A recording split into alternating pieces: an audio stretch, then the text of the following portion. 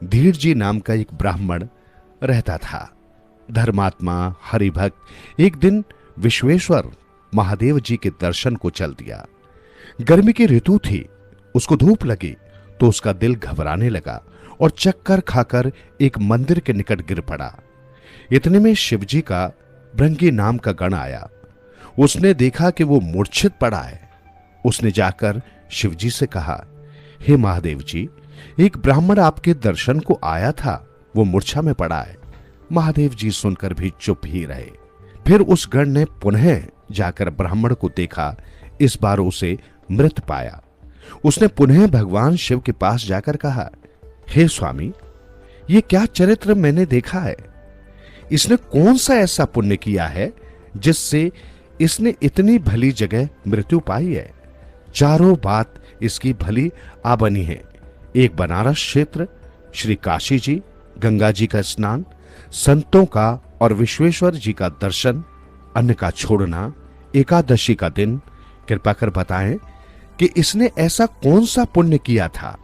तब महादेव जी ने कहा, हे भृंगी, इसके पिछले जन्म की कथा मैं कहता हूं, सुन। एक समय कैलाश पर्वत पर पार्वती, गौरी और राम बैठे थे। गण भी हमारे पास थे। सब फुलवाड़ी की शोभा देख रहे थे। तभी एक हंस मेरे दर्शन को आया। वो ब्रह्मा का वाहन था। ब्रह्मलोक से मानसरोवर को जाता था। उस सरोवर में सुंदर कमल खिले हुए थे। एक कमल को लांघते समय उसका परछावा हंस पर पड़ा। वो हंस अचेत होते ही काला हो गया और आकाश से गिर पड़ा। तब उसी समय उसी मार्ग से मेरा एक गण भी आ रहा था। उसे अचेत देखकर मेरे पास आया और विनय की कि एक हंस आपके दर्शन को आया था।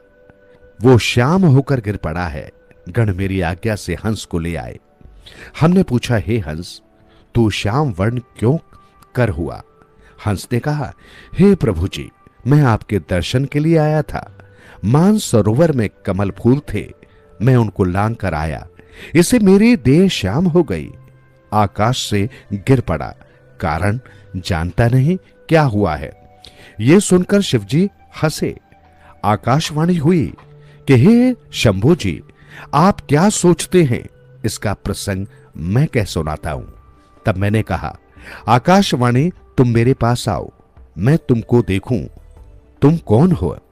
तब चतुर्भुज स्वरूप धारे श्याम सुंदर एक परखत गढ़ आया और कहा, हे स्वामी, तुम इस कमलनी से पूछो, ये कमलनी सब कहेगी।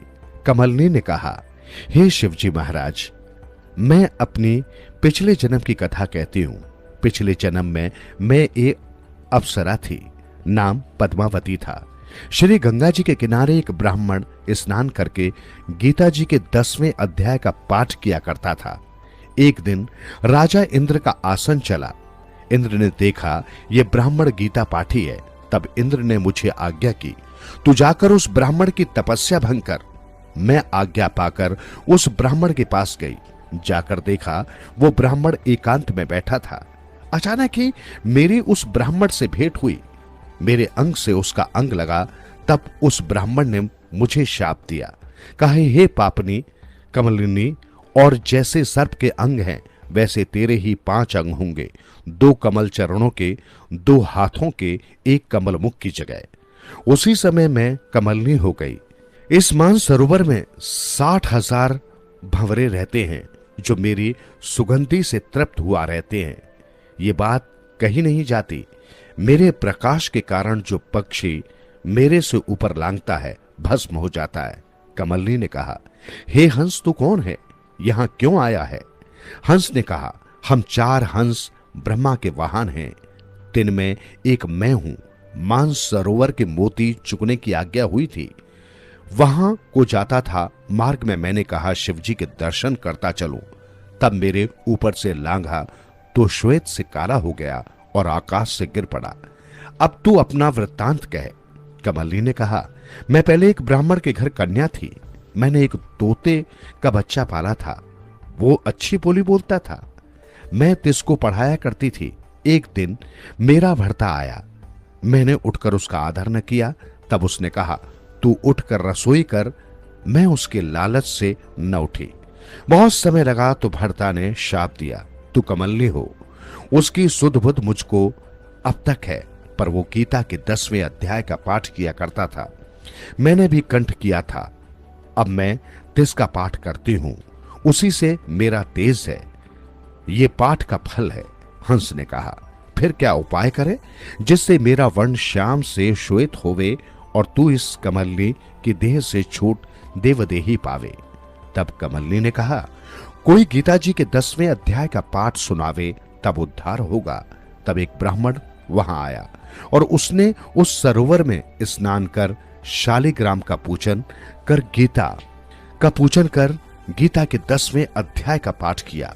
उस हंस और कमलनी ने सुना तो तत्काल उनका उद्धार हो गया।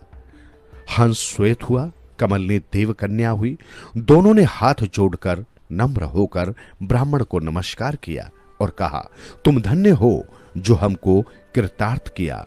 तब ब्राह्मण ने पूछा, ये क्या हुआ?